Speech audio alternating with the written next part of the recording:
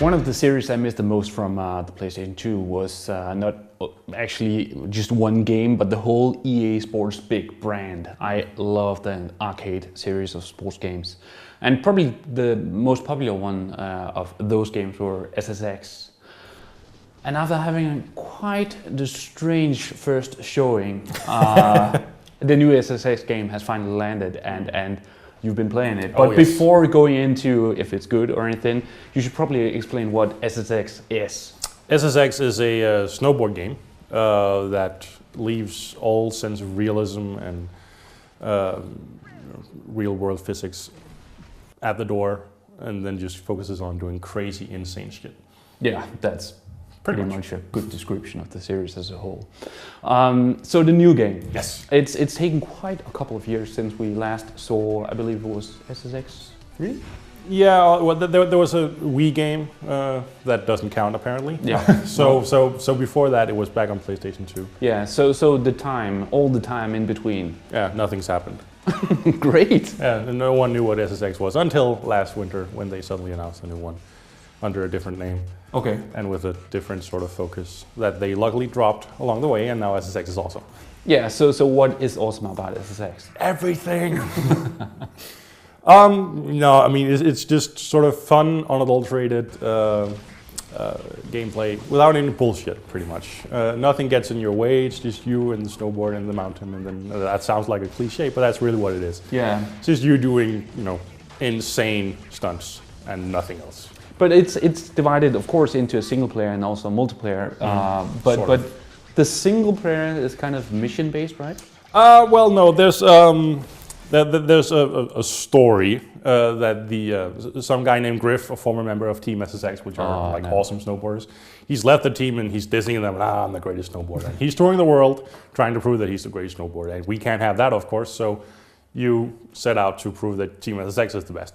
And you do that by conquering the 9 deadly descents, which is 9 mountains that are dangerous as hell and try to kill you pretty much when you're on them. And an awesome name. Yeah, sure. And so you travel the world. You do about, I think, 4 or 5 levels per mountain in the single-player game, and that's it. Okay. Each of them leading up to a deadly. So every deadly descent has its own sort of gimmick. One might have, the Alaska has avalanches. So the cameras are reversed and you're going downhill. Another one has trees that are, will kill you if you hit them. And then one mountain is really cold, and another has large gaps that you have to fly over with a wingsuit. So each of the 9 deadly descents has its own gimmick that's sort of gently introduced, and yeah, it's fun. Okay. So the multiplayer. Yes, the multiplayer.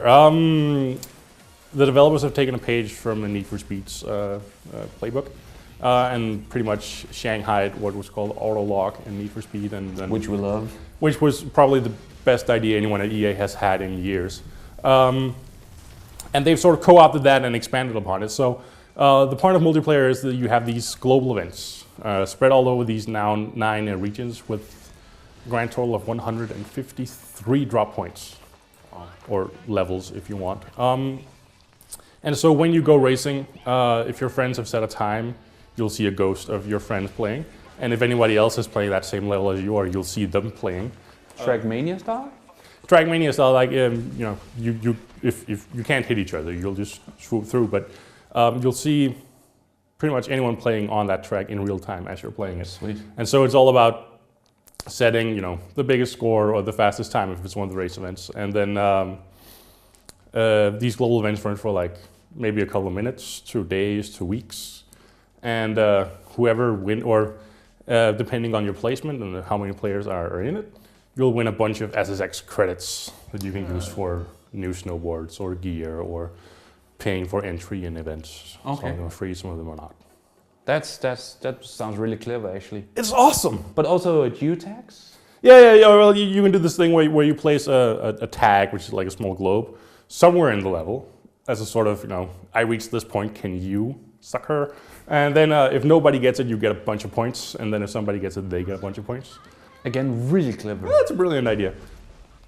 And we sort of missed Explore mode, which is kind of multiplayer, kind of not. Which is basically the same 153 drops where you try to race or trick yourself to a silver or bronze or gold medal. and then your times gets posted on the right internet board, and then you can see what your friends did and challenge them and beat them, and the usual auto log stuff. Yeah, I was gonna say Yeah. log. Okay. And it's awesome. It's completely, totally awesome. So anything bad to say about the new SSX, or is it just the game we were hoping for? It's totally the game I was hoping for. The graphics are, well, the character models could do with some more detail. But I mean, it's all snowy landscapes and mountains, which probably pretty much by definition looks pretty.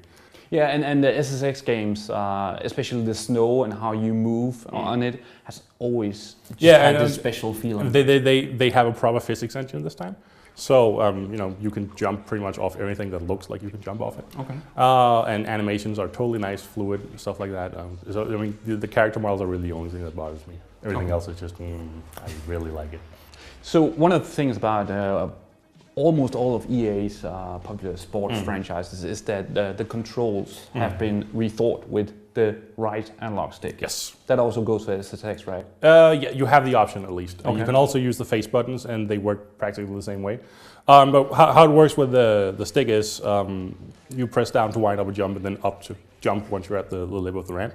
And then when you're in the air, pressing left and then right will make you grab the right side of the board with your left hand. And then up and right will make you grab the right side of the board with both your hands. Okay. And so on and so forth. You can do the same thing with the face buttons, where you just you hit X to wind up and then jump, and then or A to wind up and jump if you're on Xbox, and then X for your left hand to B for the right.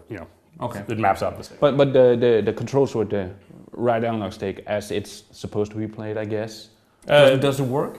It works totally fine. It works awesomely. It's an excellent system. I mean, it's easy, and once you figure it out, which you do like in 2 minutes, it's completely intuitive and really easy to use. So that's awesome. So pretty much the ultimate snowboarding game for the arcade player. The ultimate off your rocks, insane, crazy, totally non-realistic snowboard game. Yes.